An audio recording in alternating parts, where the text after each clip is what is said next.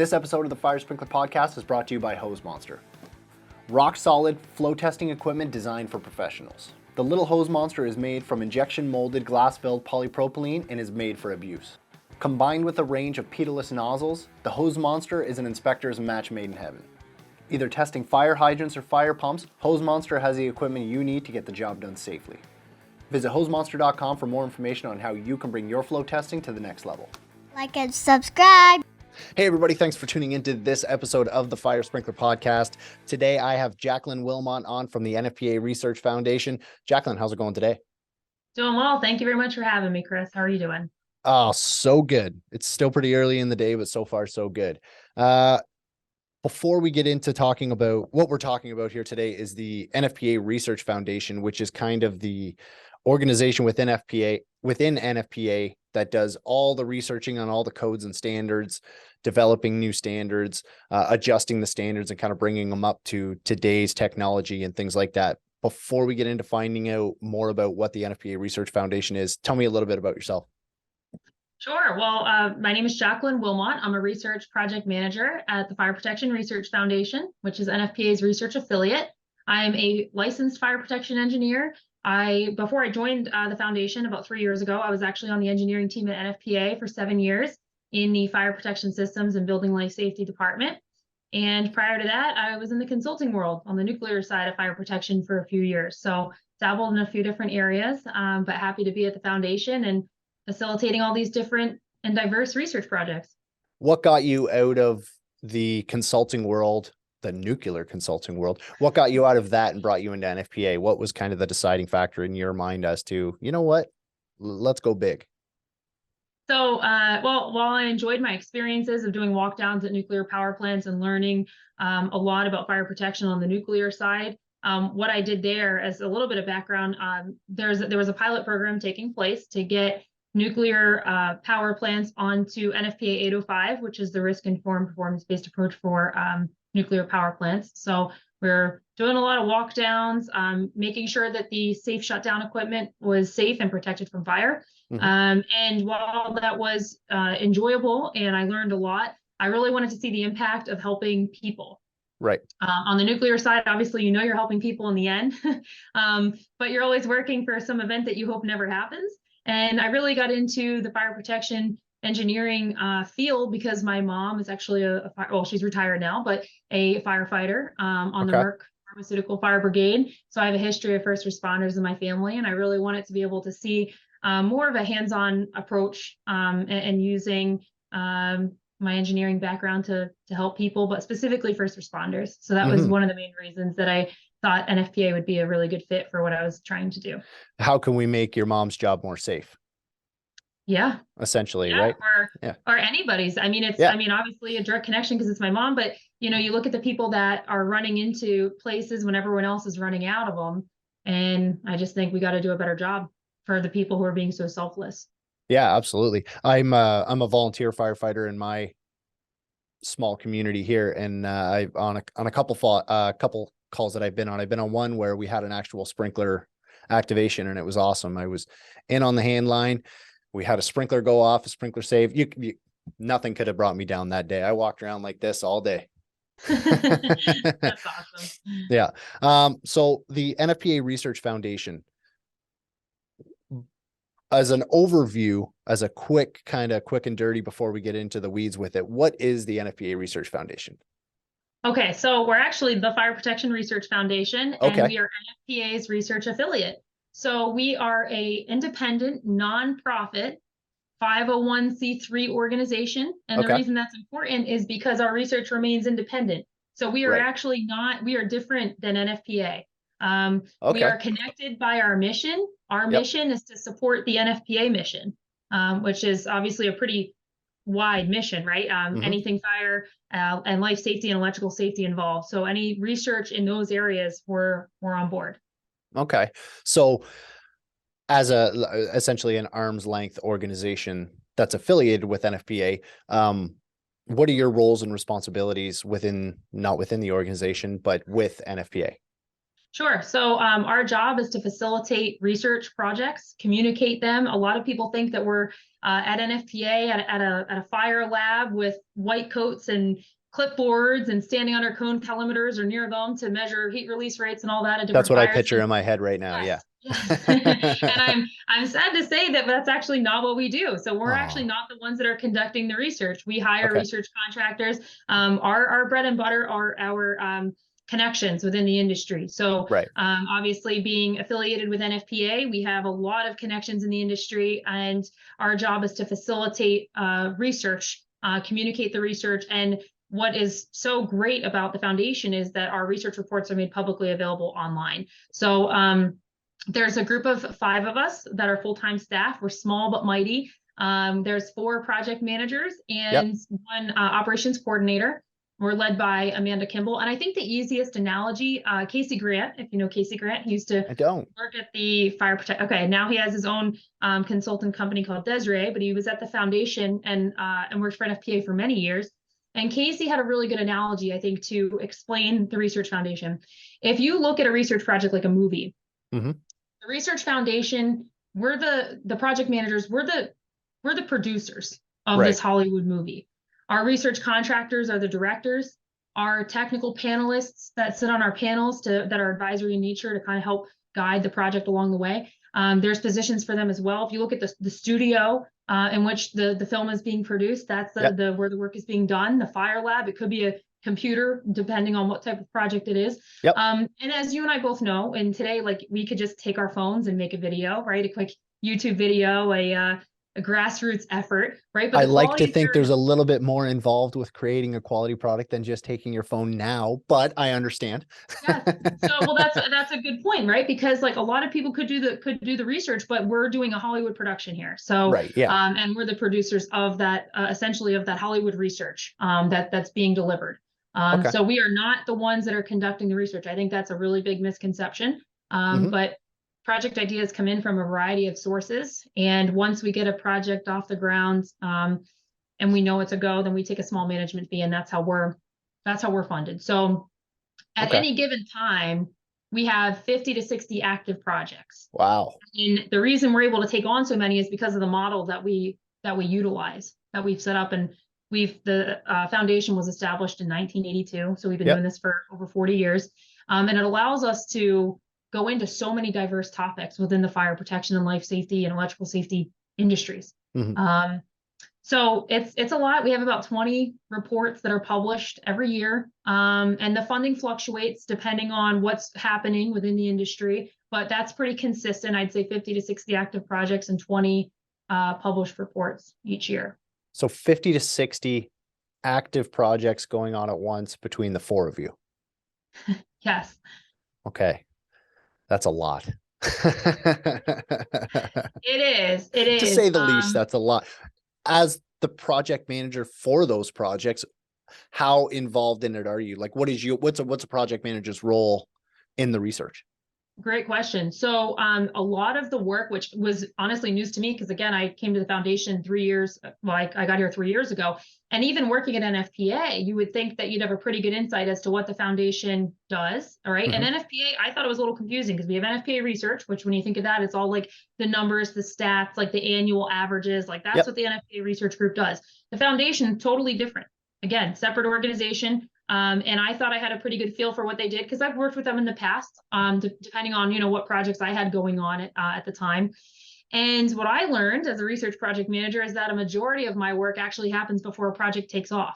So think of it as like when you're in a plane, right? A lot of the work is done at takeoff and landing, and you're not, I don't want to say on cruise control, your foot's never off the gas, but once a project is up and going, then you're focused on making sure everyone's meeting the project goals, the deadlines, the schedules, making sure that you're scheduling these meetings for the groups to get together, the panelists, the research contractors, to make sure everyone's on the same page. Mm-hmm. Sometimes there is a shift in what direction we think we need to go, and then we're adjusting, to that need. But as a research project manager, what happens is a project idea comes in, and it comes in through our online portal on our website, which is nfpa.org/foundation. And if you scroll all the way to the bottom, there's this little link, submit a project idea. So what happens is these project ideas come in from a variety of sources, such as our technical committees. And when I say technical committees, I mean NFPA technical committees. Yep. They come in from our research planning groups, which I'll get into in a little bit. We have consortiums that they come in from. Okay. We also do it like a formal solicitation each year. And we do spend once a year time reviewing the project ideas that have come through, although we review them on a rolling basis as well. Right. And we're really trying to make sure that when we're vetting them, that they're in accordance with our own policies, which is a breakdown of like, does it meet our mission, right? Does it fall within our purview? And as I mentioned, our purview is pretty wide because it's supporting NFPA's mission. So That's anything right. fire, electrical, any of that that's related, we're probably the right people to do it. So we're looking at it from that angle. We're looking at how time critical is the problem at hand. And that could be a couple different things. Time critical, both in terms of what's going on in the industry, but also the codes and standards process. So some code documents are on 3-year cycles, some are on 5. Did they just get done and say, hey, this would be helpful for next year? Or is this like, hey, we're about to kick off our cycle and we really need this by the end of it? Yeah, it's got to be, it's crunch time. Exactly. So you got to look at what it impacts codes and standards wise as well when you're looking at the time criticality of it. Also, how big of a problem is it? Like, what's the population size that this is impacting? Right. Okay, and so then, you take everything into consideration. Like there may be a large issue for one guy down in a southern state somewhere, but then you have a larger problem that affects, the greater US, North America. That one's going to get priority over a one facility that is having an issue. Right. Yeah, that makes sense. Right. Yeah, it's there's a lot of different things to consider. The other thing that we look at is, are we the right people to do it? Sometimes we have other research contacts that might be a better fit for this. For a lot of different reasons. And then another piece of it is the funding. So sometimes people think that we fund these projects, and I'll be clear, we don't do anything proprietary. We don't evaluate new technology. So anything that comes in that are those two things, they're pretty much right out the door. I mean, we'll send a nice email, to let people know, like, sorry, this is not what we do. Right. But we look at all those different parameters. And when I talk about the funding, again, we're not the ones funding it. So then it's like, okay, well, where's the money coming from? So we have to see where the interest is there as well. Who's interested in sponsoring this? Typically, we have a pretty good feeling because we'll go to the committee meetings and we know which companies are interested in funding it. So it's not really us cold calling anybody saying, hey, we have this research. Are you interested in sponsoring it? Usually we have a pretty good finger on the pulse for that side of it. Does commonly, when it comes to funding the research, does it typically come from obviously the vested interested parties? Like, my facility's having this issue, we need further investigation on it, they'll pay for the funding on it? So I would say it depends. The typical engineering answer. I would say, so about 50%, this is rough numbers, about 50% of the funding comes in from federal grants. That could be from Assistance to the Firefighter Grant, AFG, Department of Energy, NIST, National Institute of Standards and Technology. So about 50% of the funding of our projects comes from federal grants. Next. Oh, go ahead. No, so I was going to say, if you have something else to follow up on that, you can go ahead. I have another question. You've mentioned the research contractors a couple times. Who are these research contractors? Are they organizations like Viking has a research facility? Do you guys use FM Global? Do you guys use JCI's testing facilities? Or do you guys have to go completely away from the people who are going to be developing the products as a third-party avenue? I know what you're saying. So there are in-kind contributions where we can use Fire Labs. And then the benefit of being a sponsor of a project, whether it's an in-kind contribution or a financial one, is that then they can be seated on the panel. They have a position to be on the panel. Depending on the project, there are absolutely times where we're using the testing facilities nearby. UL, FM.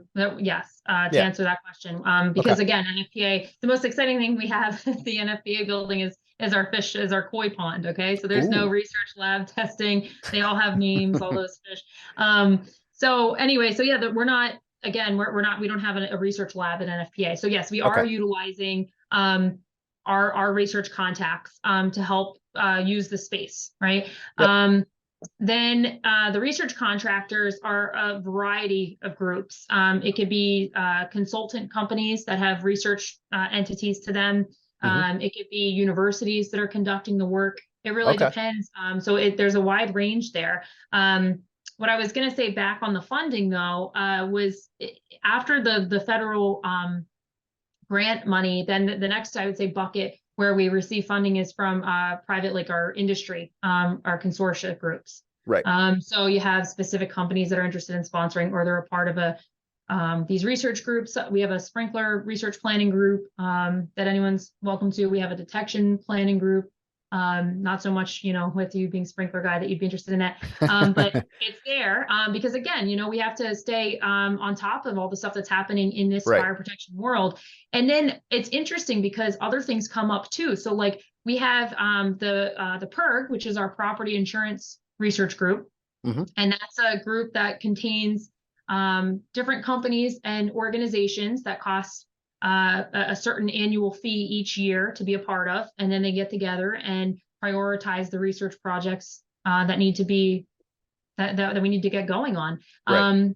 And it's tough because there's always so many challenges. So it's like, how do you focus on like one or two or three? But that's why those research planning groups are there. And what I was going to say is, like, as our technology advances and things evolve, we even have a energy safety research group.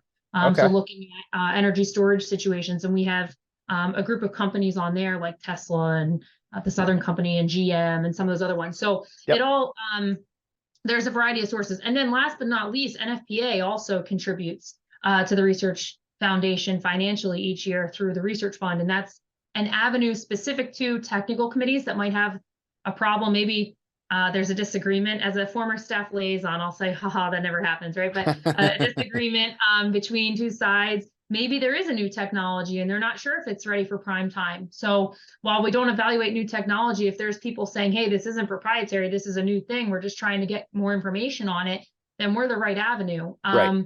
And so NFPA has this research fund that we're allowed to use for those projects. So that's kind of the ranking in terms of how we're funded. But again, to your point, for the research contractor side of it, the research contractor is separate usually from the lab that we're using. But we're using all these different stakeholders along the way. So we have the financial contributions for sponsorship as well as the in-kind ones, and it might be using their lab facilities. Right. And that makes sense. Like if somebody's coming to you, they have the resources and the equipment to test something, fill your boots, right? Save a lot of time and money as far as that goes. You mentioned a little bit that you have different events that go on. Obviously, the NFPA Expo and Conference is the major one. Before we spoke, I did a little bit of digging, and you guys actually have your own conference that goes on every year as well, the Subdet. Yes. Yep. So we host a suppression detection conference every year. It's more of a boutique type conference. It's going over the latest research and applications in suppression and detection specifically, but I don't want to necessarily, pigeonhole it to that, because as you and I both know, the advancement in technology is kind of forcing us to come up with other ways of protecting these new hazards, these evolving hazards. Stuff like lithium ion storage, which future episode coming up for the lithium ion storage, the research that you guys have been doing on the lithium ion storage facilities. We're going to be doing an episode coming up probably in the next month or so that it'll be released. But this Subdet conference kind of brings everybody together for this discussion. Yes, and it's a lot of industry experts. It's really for I'll say, like, it used to be more researchy testing type people, but we're really trying to broaden that because you're seeing so many different perspectives, right? Like when you look at that NFPA ecosystem of like all these different people that are involved, and from start to finish, right? Like if you talk about, I'm not going to steal Victoria's thunder here, but from the mining of the lithium all the way to like, okay, the ITM of how to the inspection, testing, and maintenance on how Yeah. do we make sure that this hazard. So we're bringing all those people together to have panels, fireside chats. We're looking at ASRS systems. We're looking at AI and all kinds of different things. So anyway, that conference is usually every September, every 3 years. It's actually in Germany with our All Bay partners. But Oh, okay. last year, last year we had a good turnout. That was the first time it was like in person in a few years. So that was nice to see all of our familiar friends and family there. And this year it'll be in Northbrook, September 12th to 14th. Yeah, I was looking it up because I'll probably check my calendar. I might be able to make that one. Awesome. Well, yeah, I mean, hopefully we'll have a good turnout. Again, it's nothing like the NFPA conference and expo. I mean, this is a specific thing, so it's never intended to be like that, but it's it'll be pretty good. And I think the right now we have a call out for papers that are due sometime very soon. Yeah, I mean, if you're interested in submitting anything, now's your chance. If somebody's interested in submitting a request for research or something of that manner, how would they go about making that proposal? To present at SUPTET, you mean? Not to present, but if somebody has some sort of research that they would like perform for us to do. Yeah. I gotcha. Yeah, so they could go on our website and use our project portal. So you submit your project idea on there, and we're not looking for like professional grant writers for what you're necessarily trying to do. We're just trying to get clarity. Again, the most of my work as a project manager is before the project even takes off, and we're really trying to clarify the scope, the objective. Sometimes we're calling back that project submitter just to get some clarity on that. So again, don't let the form scare you away. Like, fill out what you're trying to get done and who are the potential sponsors, who are advocates for this or against it, who would be interested in funding it. And how does it impact the fire protection world? Is there a specific document? Is there something going on? Maybe there isn't a document, and that's the problem. Maybe there is no standard. So just fill out the form the best you can, and then if we have follow-up questions, we'll be in touch. Now, I got to ask, and it just popped into my head when you were talking about maybe there isn't a paper on this. NFPA 420. When you guys were naming that, and I know it wasn't the Research Foundation, but oh, you have to have a sense of humor. Yeah. Okay. You have to bring some. It wasn't a fluke. It wasn't a fluke that NFPA 420 was selected. No, not at all. But just like the spaceports, I had the spaceports document. I think it's 1961. I want to say, and that was the first year. If I have the number wrong, I know the relevance to it. Whenever I picked the number years ago, which was pretty cool, because if there's a new document, you get to pick the number, right? Awesome. Yep. And yeah, it's a pretty cool thing for nerds, right? So I picked the year that it was the first astronaut in space. Happened to be Russia, who had the first astronaut in space. But nonetheless, I picked the year based on that, and now that's the spaceports document. Oh, that's awesome. So yeah. And that was your selection? Yes. And that goes on forever. That's perfect.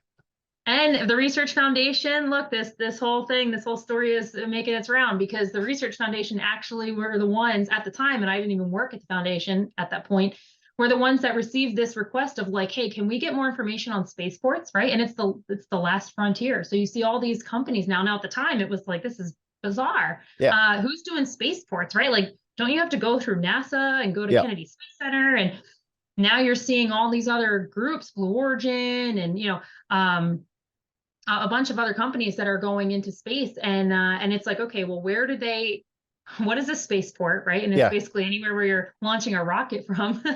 And that checks out. Yes, that checks out. And it's like, but I learned so much along the way, right? Because there's rockets that take off like a plane. There's rockets that shoot up vertically. At what point, you talk about the scope of a document. At what point is a spaceport? What are we concerned about? The airspace right above? Is it just the ground? There's all these questions, and from scratch. So the Research Foundation basically did a literature review to say, like, what's a spaceport? What is the landscape for this object right now? And obviously you're putting these spaceports in places that are far away from populations. And then when you look at the jurisdictions who are responsible for checking those safety boxes of like, yes, these plans make sense, they've never had these hazards. So now it's like, typically smaller municipalities, stuff like that, right? Right. So it was a very interesting project. But yes, the numbers do, if it's a new project, you get to name the number, which is pretty exciting because now, Yep. like, even though I don't have that document anymore, I'm forever, 1961. Connected to it. So yes. Yeah. Oh, that's really cool. Is there anything else about the NFPA Research Foundation that you want to make sure that people are aware of, where they can find more information, where they can read the articles, things like that, maybe?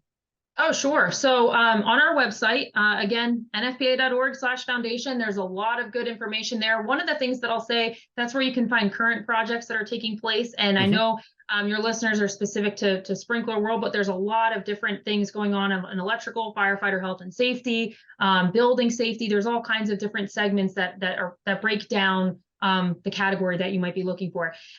So our research reports are on there that are published. The ongoing projects are on there. And one of the best things that I can say is that the one-page summaries, right? Most of the time you don't have the time to look through 300 pages of a research project. I know, I get it. I was one of the people that was like, oh, cloud ceilings. What did the Research Foundation do on this when I was the SL on the engineering side, right? So looking through it, one-page summaries.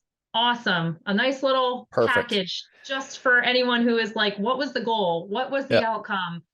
Is there any future research that they identified? One page. So the one-page summaries are awesome. And we also have, we do other podcasts, like we have the NFPA podcast where we talk about our research. We have some short videos that we made to try to dissect some of our research. We do presentations to our technical committees, as well as other conferences and expos where we're requested to kind of dissect all the information, right? Because the titles can be a little daunting here.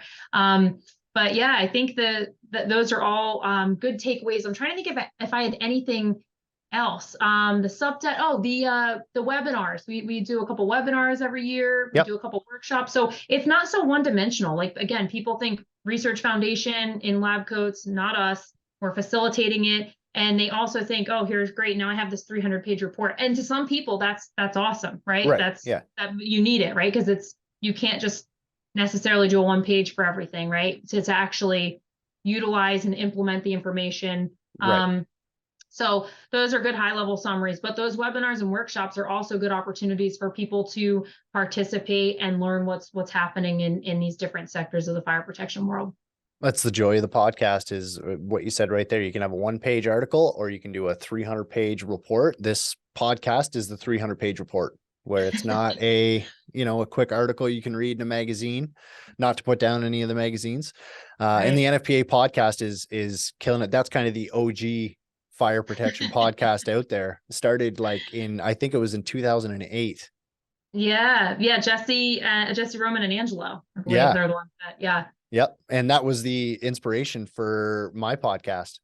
That's awesome. Yeah. But it's like they at the time when I started mine, there was 3 episodes that were directly related to sprinkler, residential. I think it was residential sprinkler, water supplies. And then there was another one, but I can't remember what it is right now.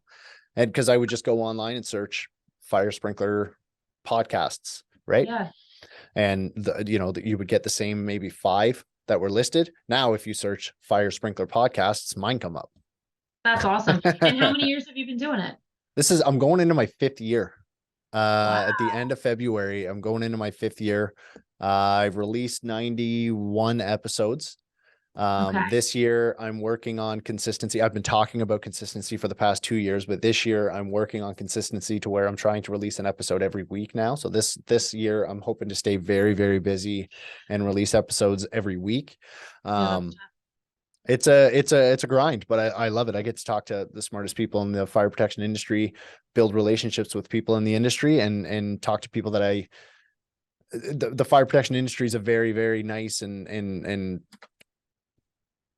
they're a good community. But if I wanted to talk to Matt Klaus, chances are I probably wouldn't be able to get him on the phone just as a random sprinkler guy calling NFPA, right? But I got a soapbox that he can stand on and talk about the industry, and Carrie Weber and Joe Meyer and all those guys can you build relationships. And that's what I absolutely love about this industry. There's nobody that's in it halfway.